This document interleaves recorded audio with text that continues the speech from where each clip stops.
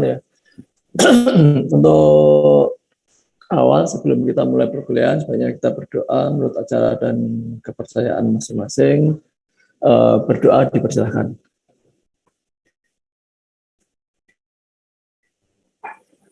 Berdoa selesai. Oke.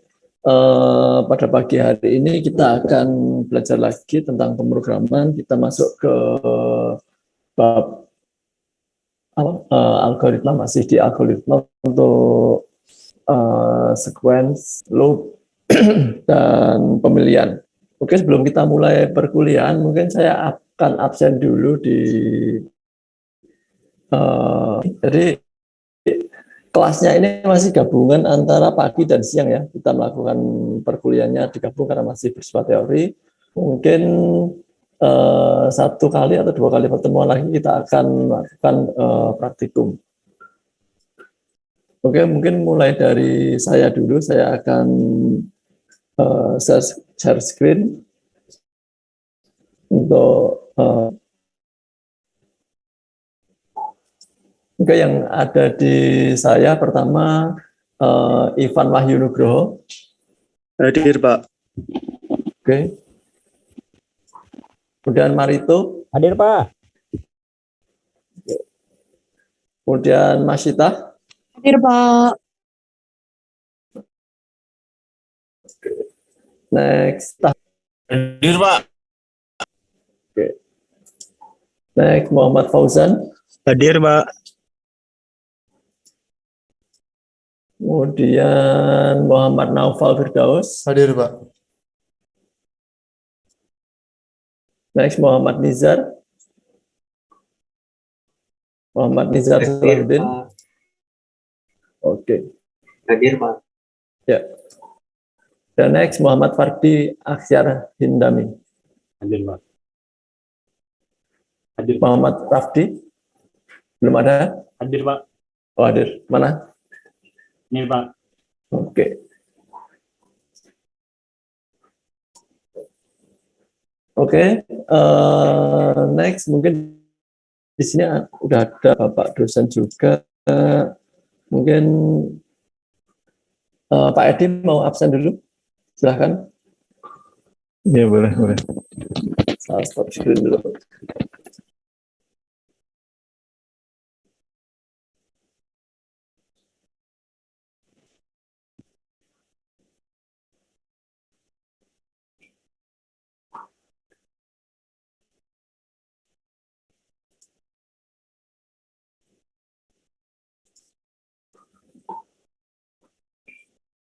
Kelihatan, gelap ya? Kelihatan. Udah. Untuk yang mahasiswa di kelas saya, masih absensi dulu. Yang pertama, Royhan Albaitun, hadir. Hadir, Pak. Kemudian Ratila Faleh Sudiakto. Ini orang-orangnya kelihatan ya?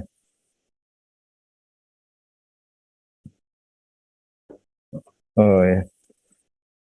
Terus Riko Rahmadillah.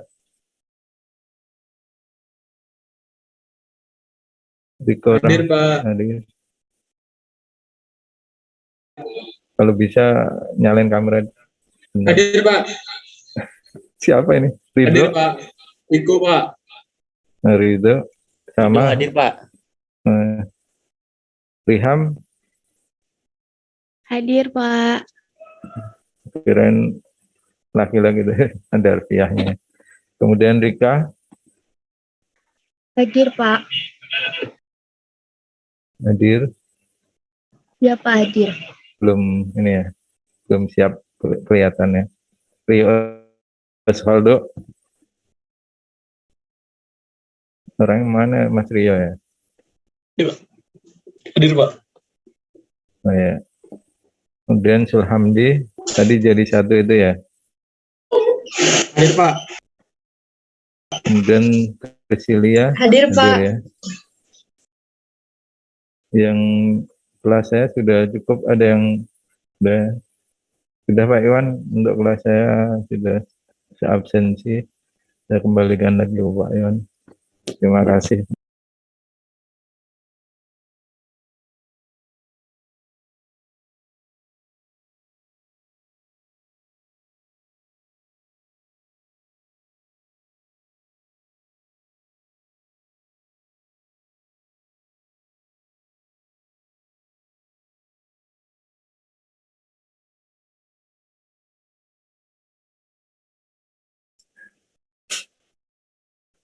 Oh ya mungkin kalau dari apa dosen lain ntar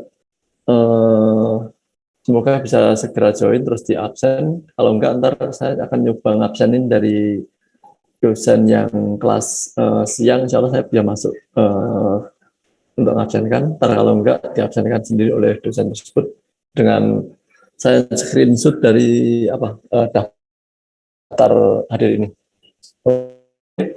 Untuk mempersingkat waktu, saya akan langsung aja masuk ke materinya di kelas pagi ini. Nah,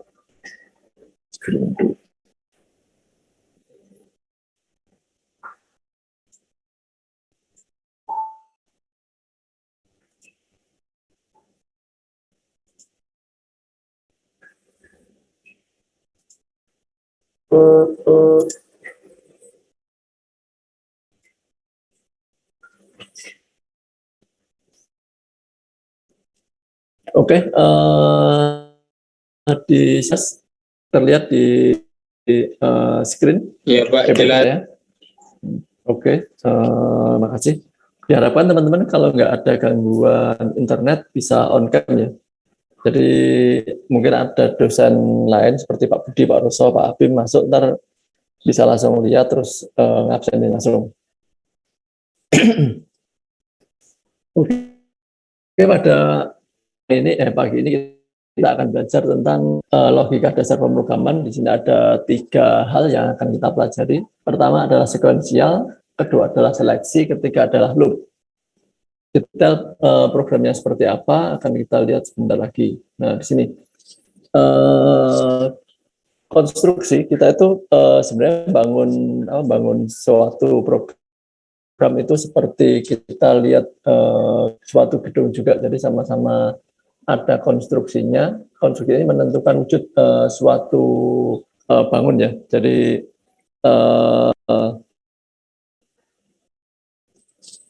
kita mulai dari tahap-tahapannya seperti apa aja kita bisa tentukan. Di sini kalau yang pertama runtutan, runtut itu artinya kalau kita bikin program itu urut dari atas ke bawah ya. Jadi benar-benar harus berurutan dari atas ini ke bawah lagi nggak akan ada proses yang lompat-lompat. Jadi satu step lagi sampai terakhir. Jadi ini yang disebut dengan logika runtutan. Kemudian yang kedua adalah logika pemilihan.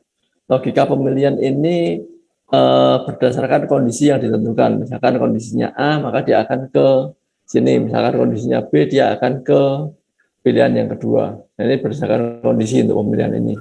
Yang next adalah yang terakhir. Kalau pengulangan ini sama seperti yang runtutan, cuman ketika setelah selesai sampai pada tahap terakhir dia akan balik ke awal lagi sampai kondisinya terpenuhi. Misalkan 5 kali pengulangan, 10 kali, terserah kita menentukan seperti apa.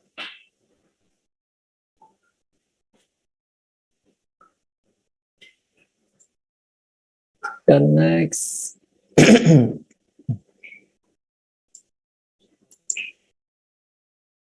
Oke, pertama kita masuk ke runtutan. Runtutan ini memiliki satu atau lebih instruksi. Jadi instruksinya antar dibuat atau ditulis dalam satu baris.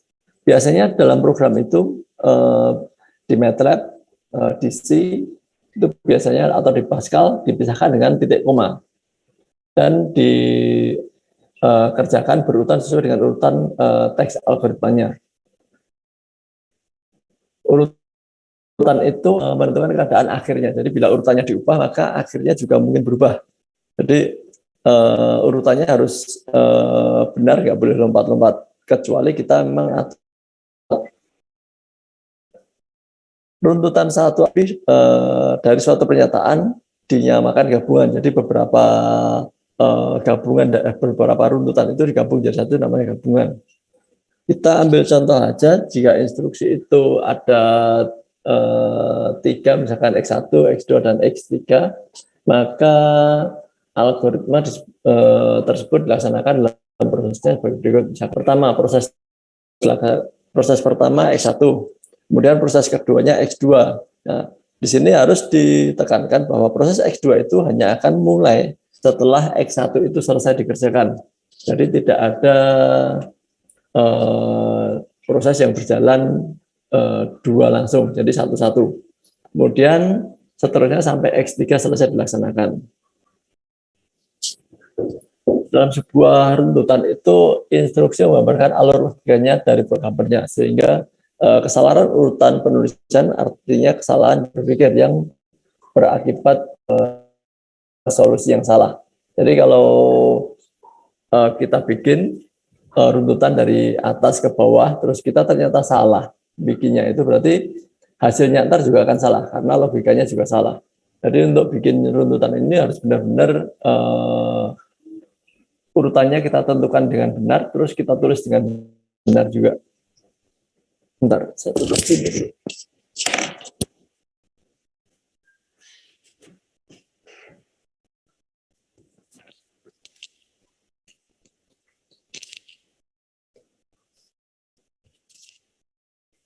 Oke, next untuk yang kedua adalah struktur untuk pemilihan. Jadi yang pertama tadi kita runtut dari atas ke bawah atau dari kiri ke kanan, itu juga boleh, tapi diakhiri dengan titik koma.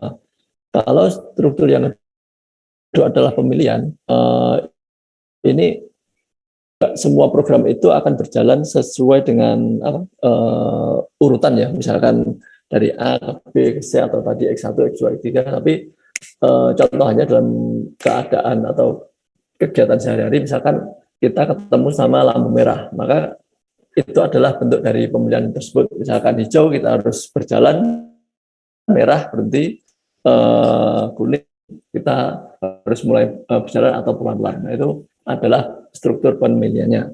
Kemudian di sini kita sebenarnya tidak belajar tentang pemrograman, tapi kita belajar tentang algoritmanya. Maka di sini kita memakai namanya pseudocode.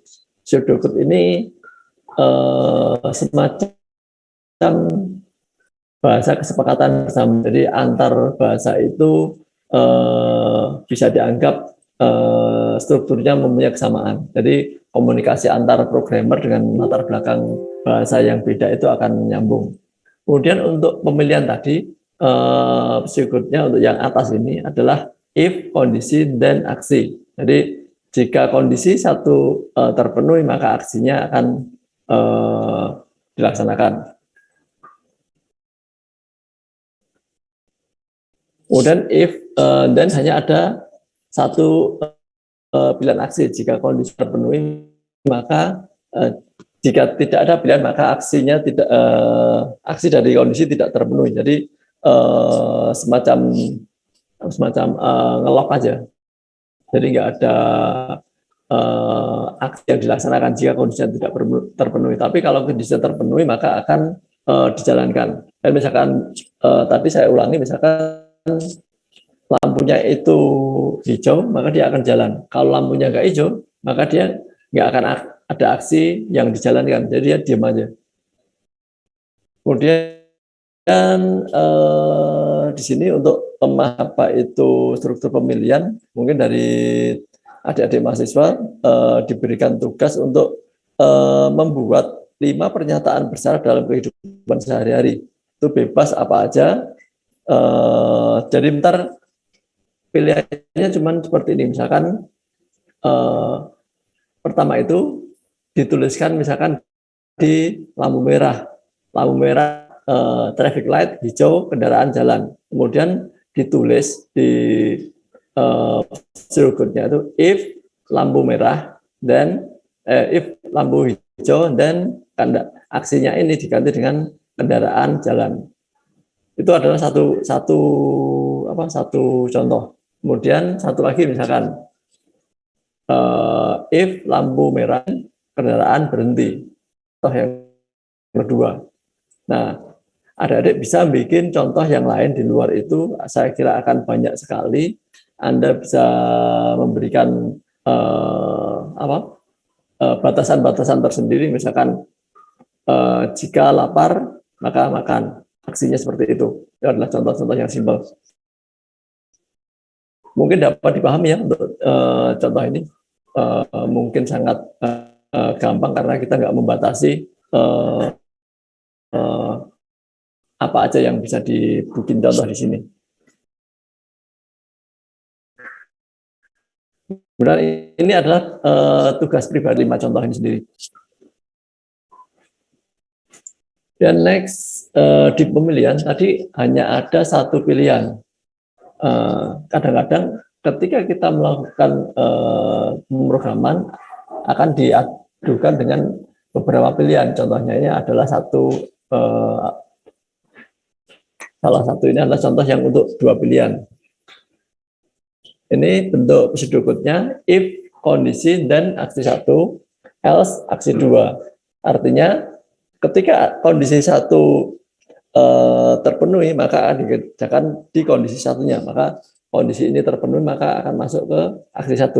Tapi ketika kondisi 1 ini tidak terpenuhi maka akan dijalankan aksi yang kedua.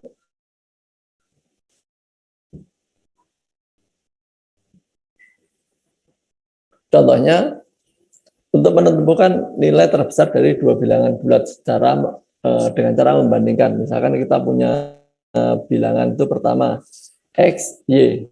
Karena kita di sini contohnya memang kita nggak tahu besaran X itu berapa, EJ-nya itu berapa, maka dengan program ini kita dituntut untuk mengetahui karena emang program itu untuk menyelesaikan masalah ya. Jadi misalkan kemudian kita X tidak sama dengan Y, jika X lebih besar Y, maka bilangan terbesar adalah X. Itu sudah pernyataan kita. Kemudian, tetapi jika tidak, maka bilangan Y adalah yang terbesar. Karena kita hanya punya 2 bilangan ya, dari bilangan X sama Y.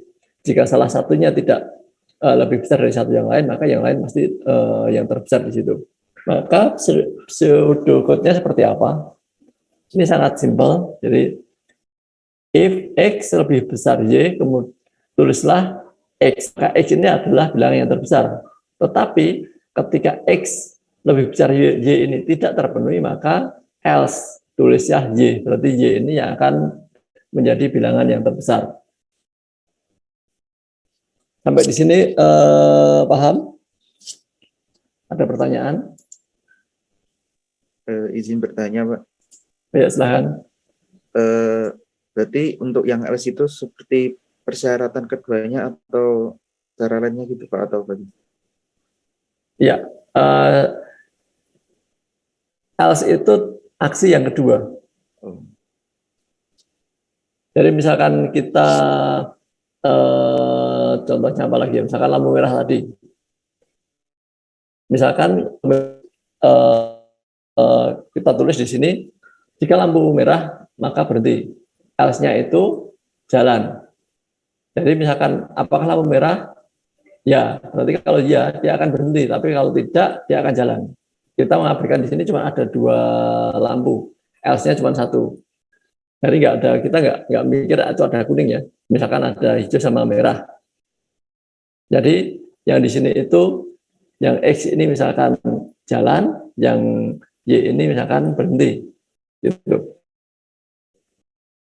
Jadi dia ada 2 aksi, berjalan atau berhenti. Nah, itu di sini kita pilih merah atau hijaunya. Gitu. Ada lagi? Atau masih kurang? Cukup. Oke.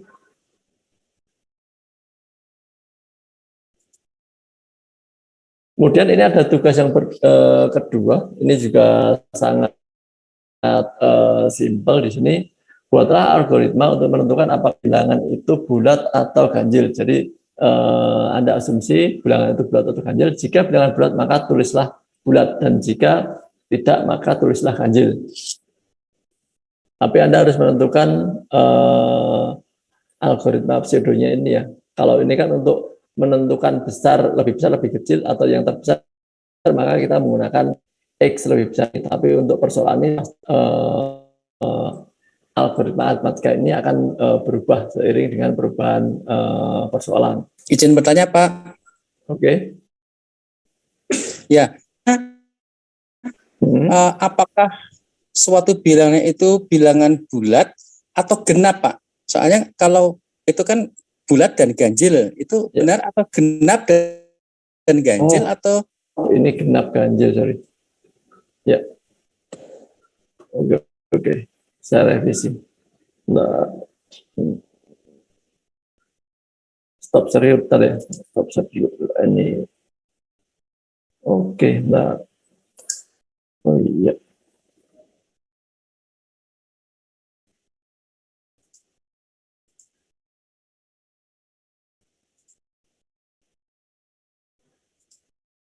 Nah. Harusnya genap ganjil.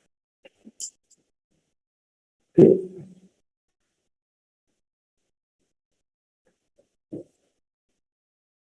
Wait.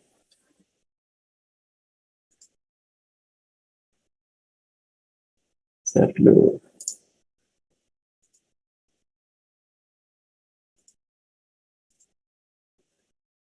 Dua.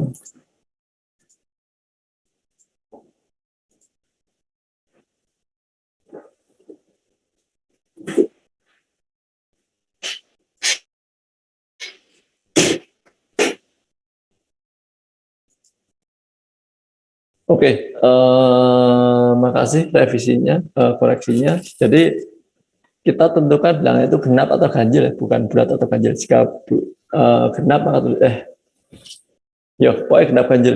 Tulisan genap, ganjil tulisan ganjil. Oke, next. Ini ntar saya revisi lagi untuk tulisan bulatnya saya ganti dengan genap.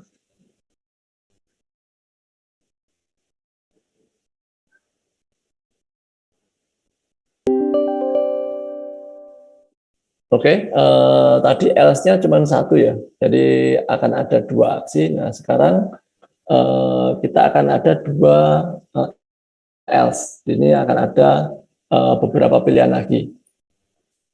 Ini lebih sedikit lebih rumit. Jadi misalkan ini, if lampu traffic light merah, then hentikan mobil Anda.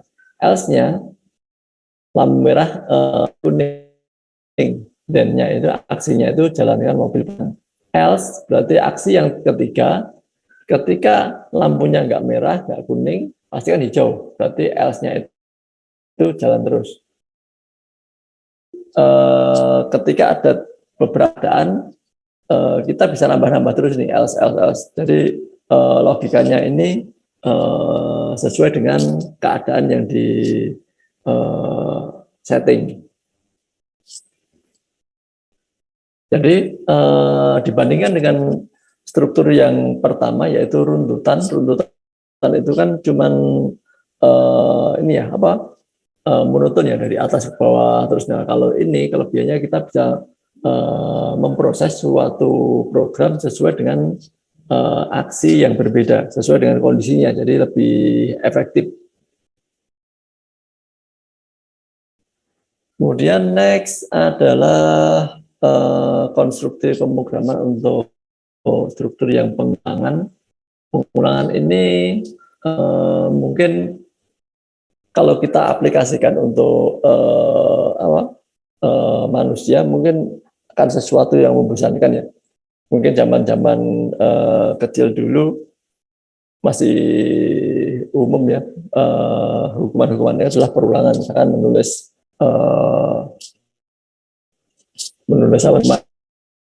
seperti saya tidak akan mengulangi perbuatan sebanyak berapa ratus kali. Nah, ketika seperti itu, mungkin dulu kita nggak tahu ya ada pemrograman. Jadi kita ya nulis 1 sampai 100, tapi ketika ada pemrograman itu yang simple, yang gampang.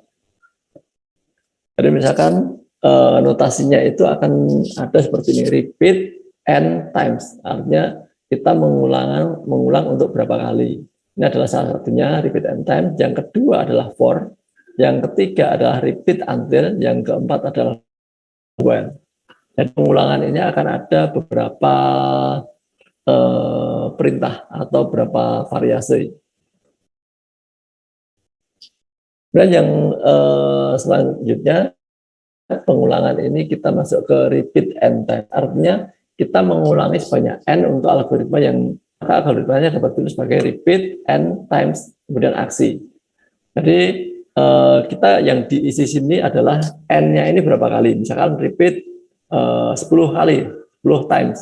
Aksinya misalkan menulis kalimat apa, atau aksinya ini adalah berputar. Nanti dia akan berputar sebanyak n-nya ini, 10 kalinya. Kalau di sini kita kita jabarkan atau kita sajikan di diagram alirnya, maka repeat n time itu seperti yang di kanan ini. Nah,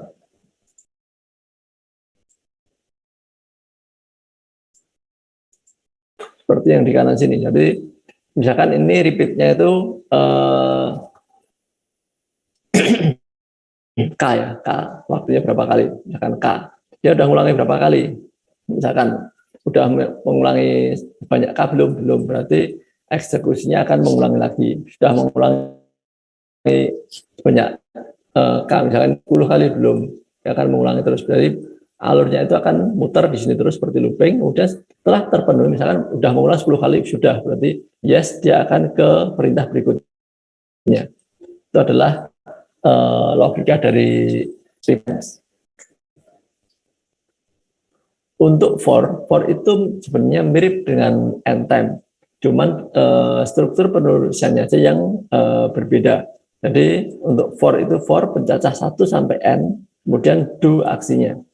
Nah, aksinya sama for, jadi kita bisa nulis misalkan for 10 do. Berarti aksinya misalkan menulis persamaan apa sebanyak yang kita lakukan di n ini, yang di atasnya ini.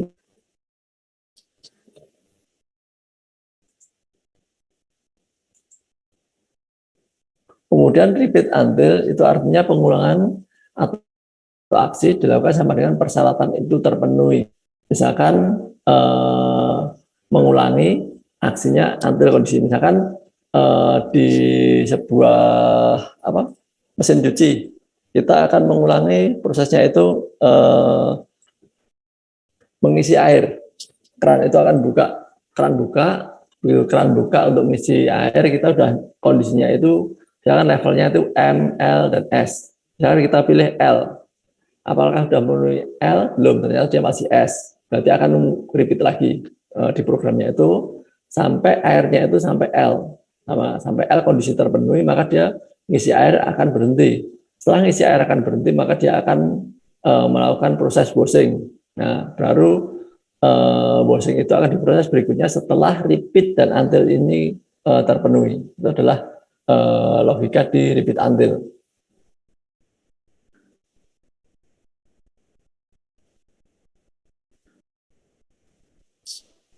Oke, sebelum masuk ke next ke pseudocode, ada yang ditanyakan di struktur pengulangan. Itu ada 3 repeat end time, for, dan repeat until. Jadi ada 3 kondisi yang berbeda. Kalau nggak ada, saya masuk ke ya. Ini untuk program pengulangan ini nanti penerapannya pada apa Pak ya nanti? Untuk yang pembuatan yang benda yang berulang-ulang atau yang sama gitu? Bisa jadi untuk benda yang berulang-ulang. Misalkan kita programan itu kan tergantung Anda disuruh program untuk pemilihan warna seperti pemilihan warna sorting. Nah, itu kan pasti berulang loh. Jadi benda masuk dideteksi warnanya, setelah deteksi warna akan dikirimkan ke posisi yang diinginkan. Nah, setelah kondisi itu selesai, maka akan diulang lagi, setelah repeat untuk kondisi. Jadi tergantung Anda mau pakai yang mana terhadap plan-nya sendiri. Maksudnya programnya itu butuhnya apa. Jadi misalkan kita itu repeat-nya itu adalah waktu, kita udah tahu nih 10 kali, ya udah, karena itu nggak tergantung kondisi apapun, maka kita pakai repeat n times. Berarti secara umum kita udah tahu nih, kan kita mau ngisi air, ternyata airnya itu butuhnya per kita ngisi cuma 10 nih, 1 liter, kita butuhnya 10 liter. Jadi kita repeat sebanyak 10 kali, pasti udah 10 liter. Ya, Pak. Repeat. Ya, Pak. Nah, Ya.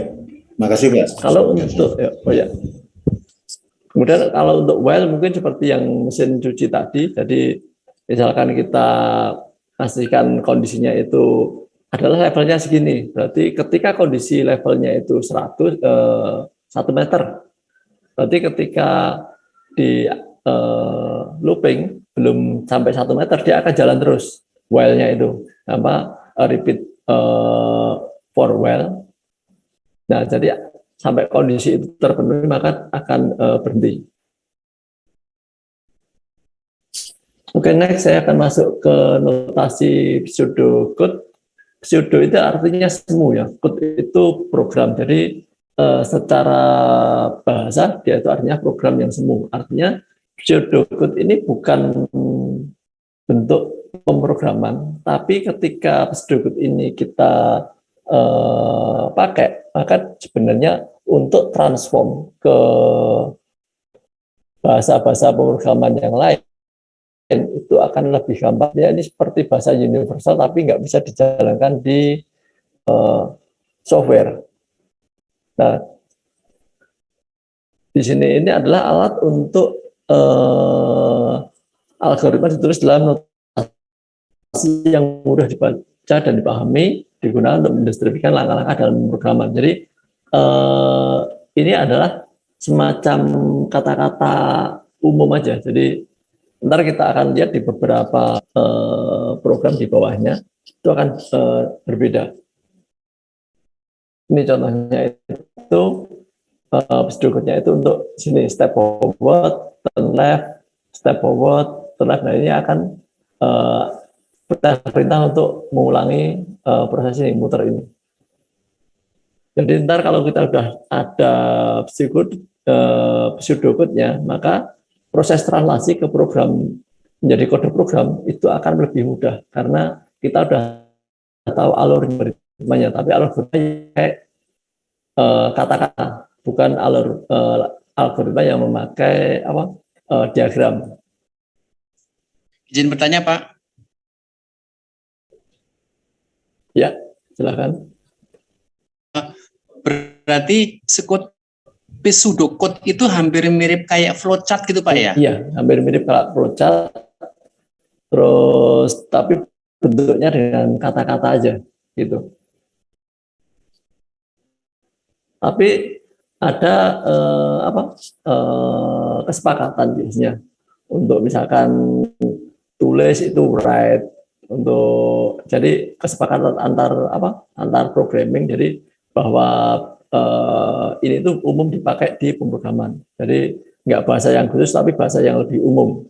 Tapi itu tidak bisa dipakai di ini ya, kita tulis di bahasa C itu nggak bisa, kita masukkan ke Pascal itu juga nggak akan bekerja karena bahasa C, Pascal, Fortran, MATLAB itu punya bahasanya masing-masing, walaupun beberapa itu punya yang sama mungkin ya.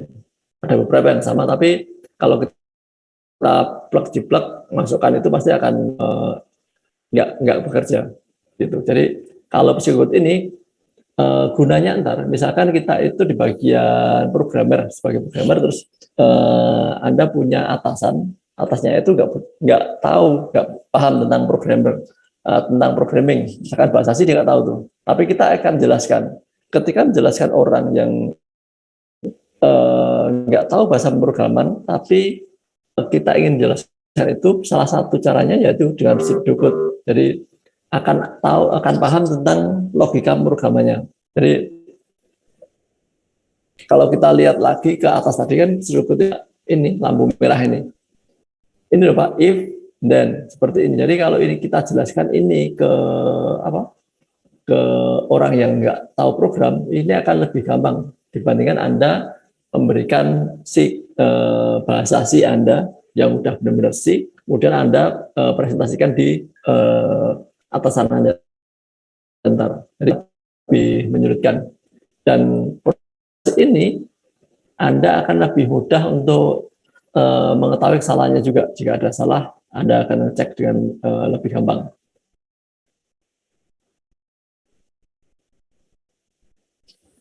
Nah, ini misalkan pernyataan dalam notasi deskriptifnya seperti ini. Tulis nilai X dan Y. Notasi algoritma adalah write X dan Y. Nah, tapi dalam bahasa Pascal, bahasa C, nanti akan berbeda. Ya kan, bahasa Pascalnya kemudian kebetulan sama nih, sama-sama write X, Y, titik koma. Dalam bahasa C, itu kan beda. Print F persen di XY. Kemudian dalam bahasa C++, kan beda lagi, code XY.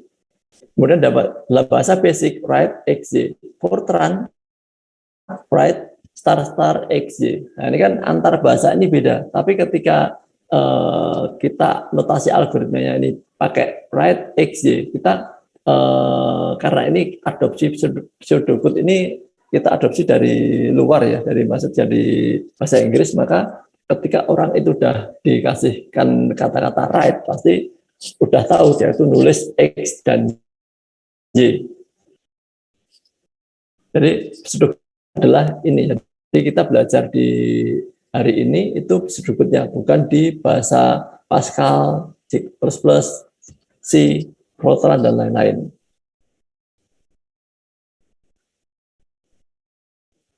Nah, ini ada contoh satu lagi, misalkan masukkan nilai X dalam Y, maka notasinya itu adalah seperti ini. Ketika Y ada panah X, itu artinya orang udah seharusnya paham bahwa ini memasukkan nilai X ke dalam Y.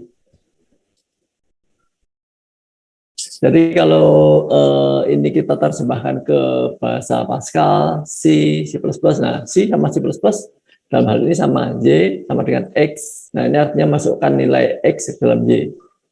Dan sini juga ada bahasa basic, Fortran, nah, hampir sama, yang agak beda hanya bahasa Pascal aja.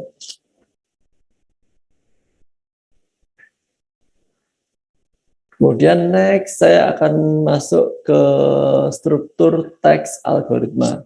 Jadi ketika kita membuat program biasanya akan ada 3 bagian utama.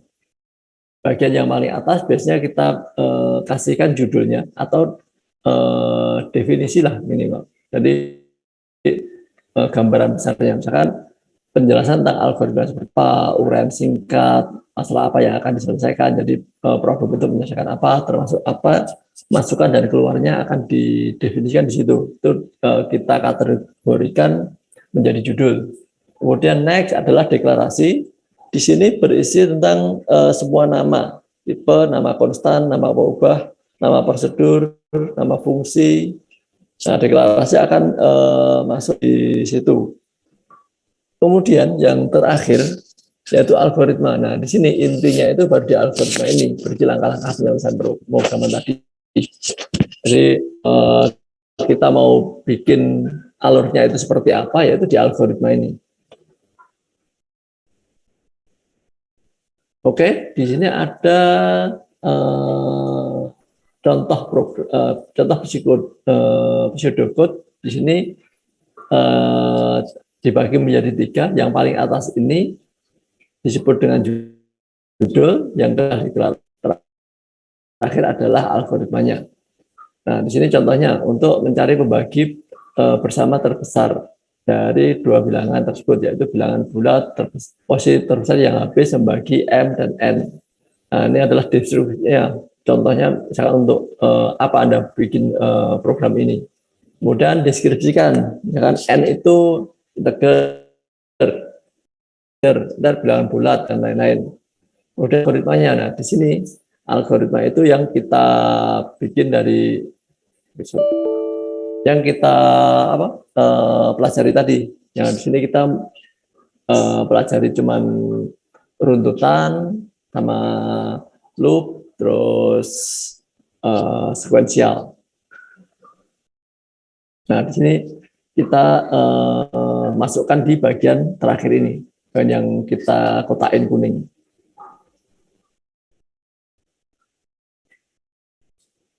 Ya, kemudian Ini ya ada pertanyaan? Kalau nggak ada saya lanjutkan.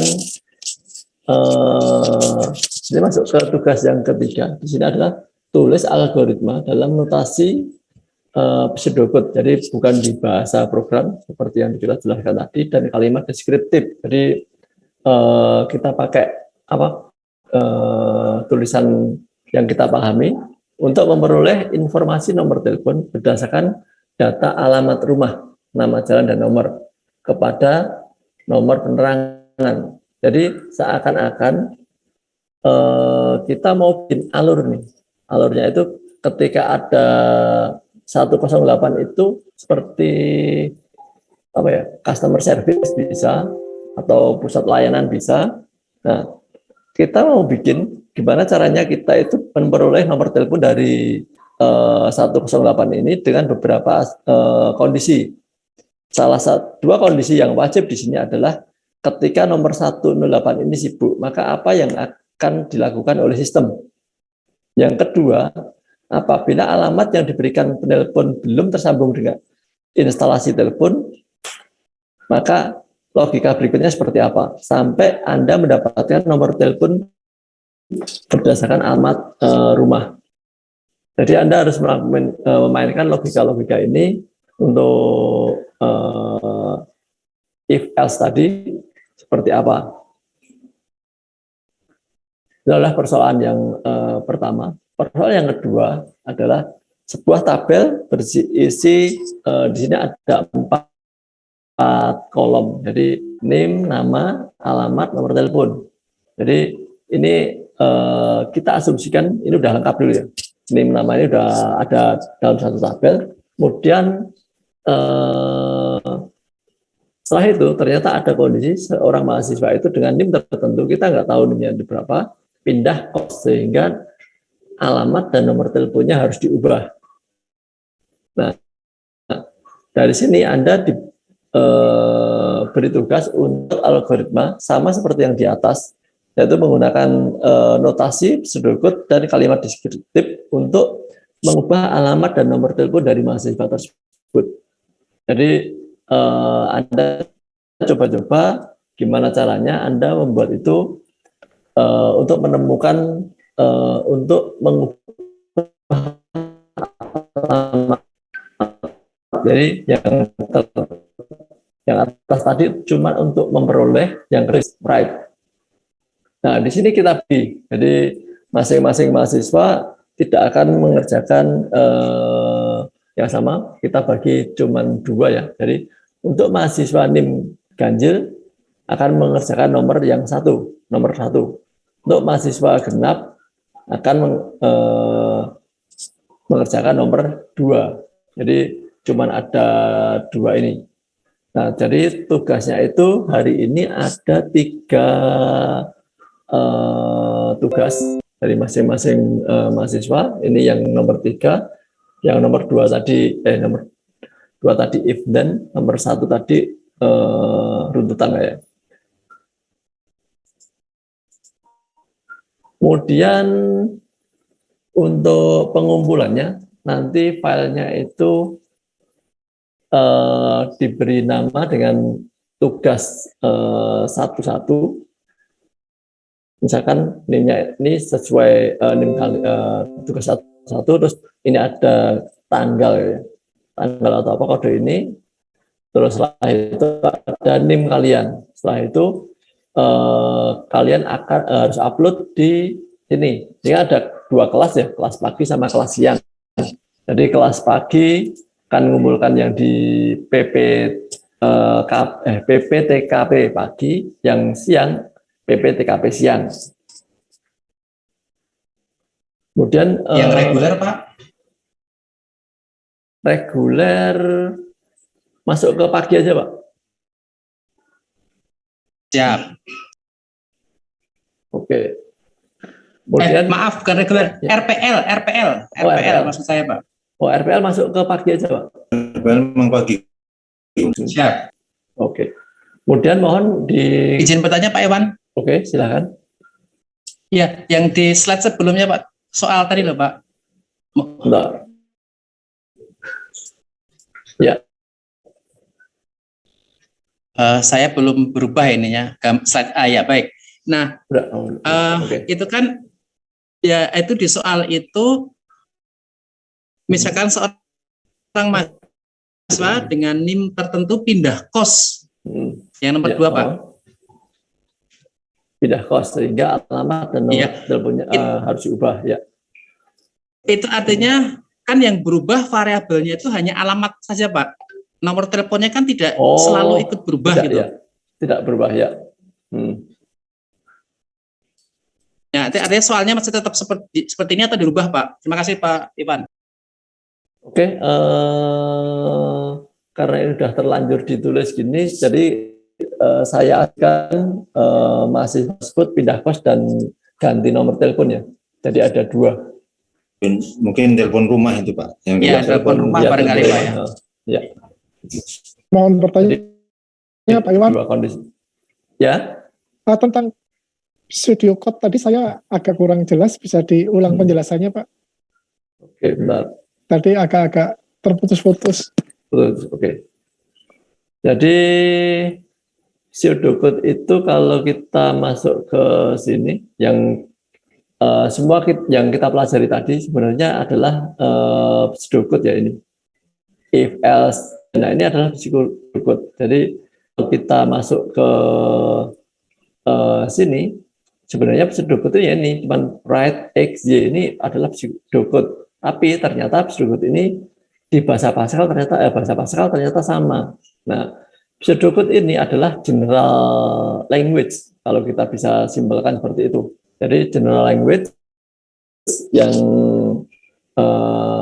umum lah dipakai di mana-mana. Tapi untuk memudahkan kita untuk membuat logika pemrograman. Jadi kita seperti mau menggantikan diagram blok atau diagram alir ke dalam bahasa.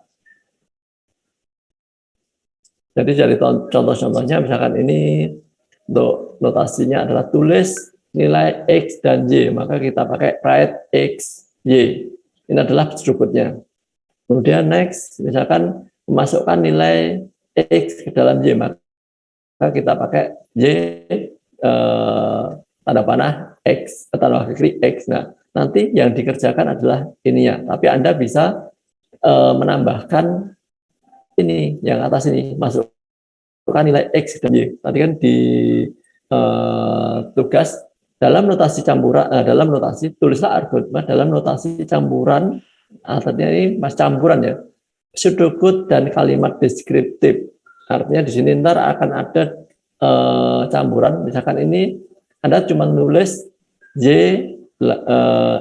tanda panah X, Anda perlu ini masukkan nilai X ke dalam Y.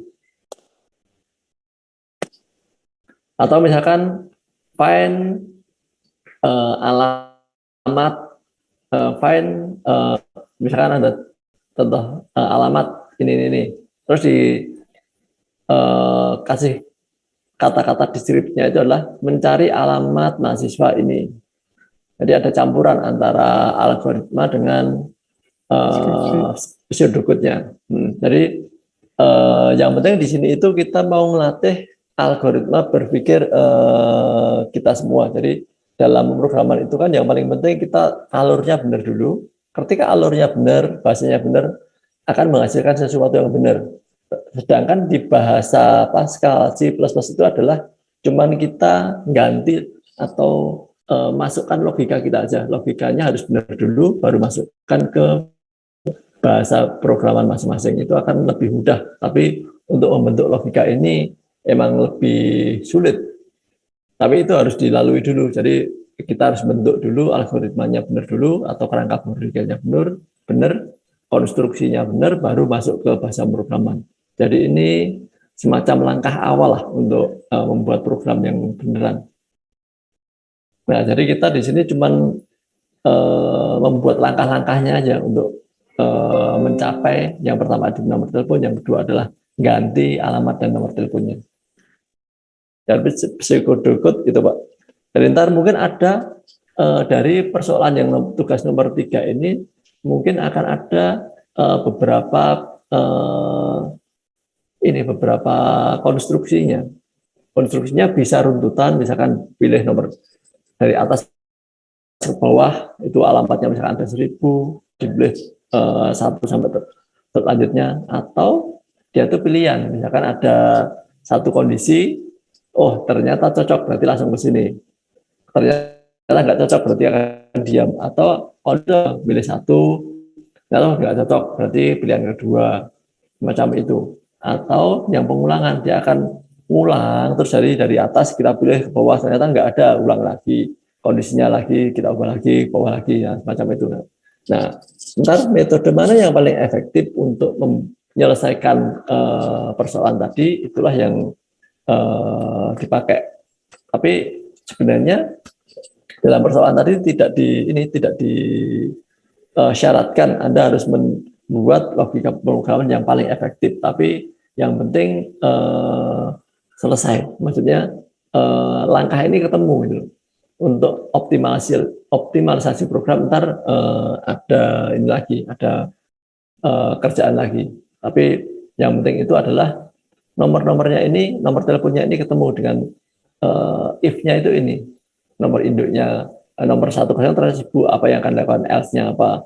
Setelah melakukan alamat ternyata belum tersambung, else-nya apa. Nanti sampai itu dilakukan semua, sampai ini ketemu.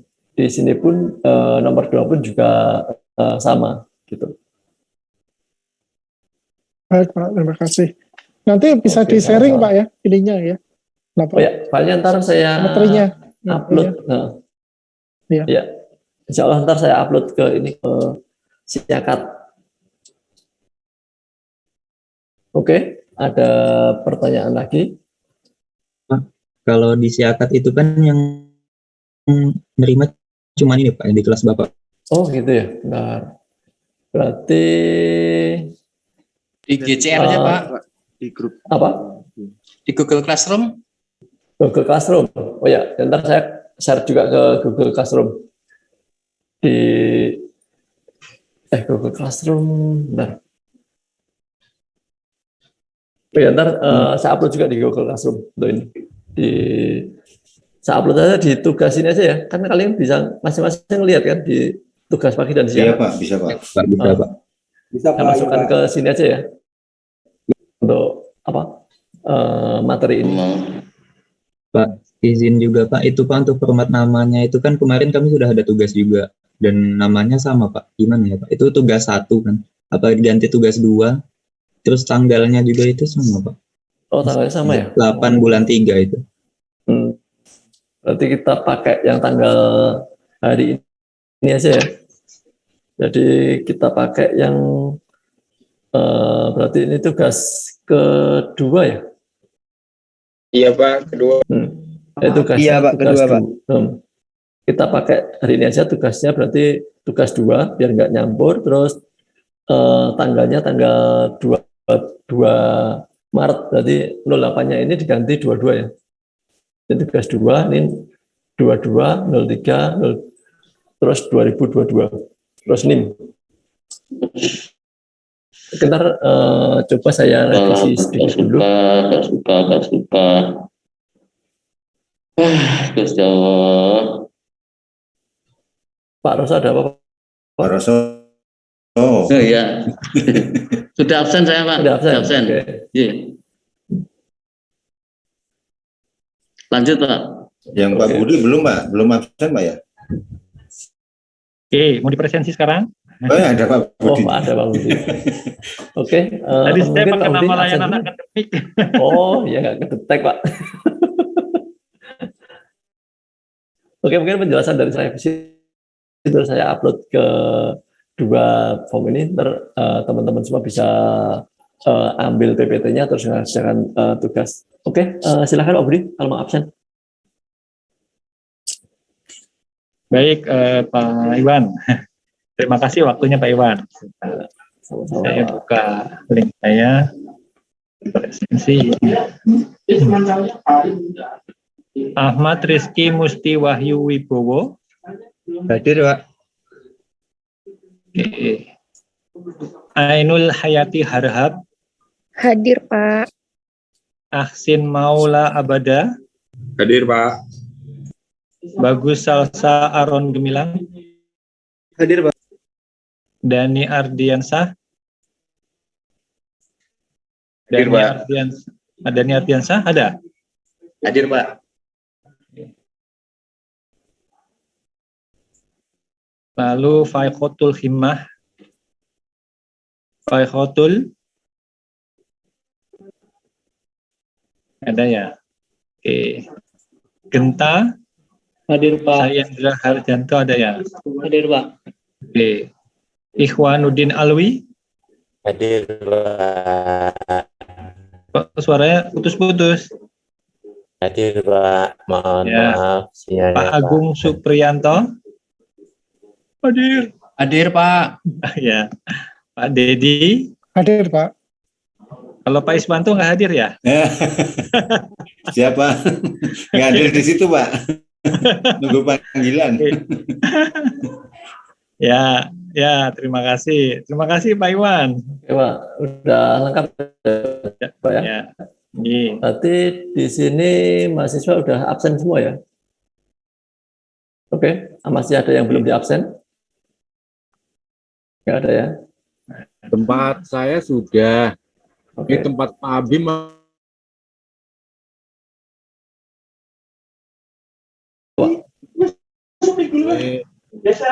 Hadir,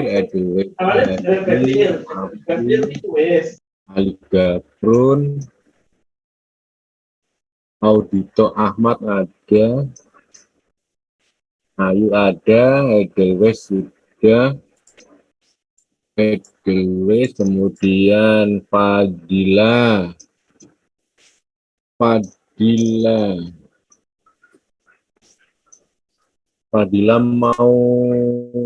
mau Lydia, Fadila, Magda, terus Faizal Ramadan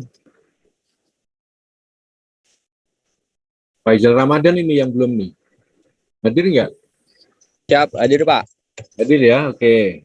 Ya, lengkap Pak, sudah. Lengkap. Oke Pak, Agus, terima kasih. Berarti ini masih sudah absen semua. Kemudian materi saya juga sudah selesai. Jika tidak ada pertanyaan saran lagi dari teman-teman atau Bapak dosen, mungkin perkuliahan kita pada pagi ini kita akhiri. Terima kasih. Pak, maaf Pak. Oh ya, silakan. Pak Faikotul hadir Pak. Artinya Pak Budi. Pak di chat Pak. Ya, di chat Pak. Tempat Pak Bim. Ya, di tempatnya Pak Budi. Oh, tempat Pak Budi. Ya. Pak Budi masih, Pak Budi monitor Pak. Ya, monitor Pak. Untuk ini Pak Faikotul ya ada. Pak Faikotul hadir. Ya, terima kasih Pak Iwan. Oke. Sedikit Setiawan hadir Pak. Bertanya juga, Pak. Untuk tugasnya itu tulis tangan apa diketik ya, Pak? Tugas ketik aja. Kasih, Pak.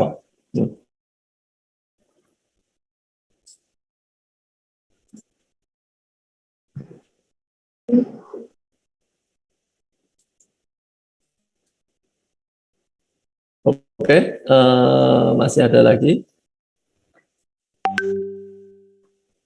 Kalau nggak ada, oh itu ya. Oke, kalau udah nggak ada lagi, mungkin saya cukupkan ya pada siang hari ini. Mudah-mudahan banyak memberikan manfaat bagi kita semua, dan adik-adik semua semoga sukses dalam pengerjaan tugas pada siang hari ini. Nggak ada yang terlambat sampai jam 9 petang nanti. Untuk materi insya Allah saya upload juga ke Jakat maupun ke Google Drive, ntar bisa dilihat di situ. Oh ya Pak, untuk presensi yang Pak Edi sudah ya? Pak Edi sudah presensi Pak di awal tadi. Ya sudah, berarti kok lengkap. Oke, terima kasih Pak. Oke Pak.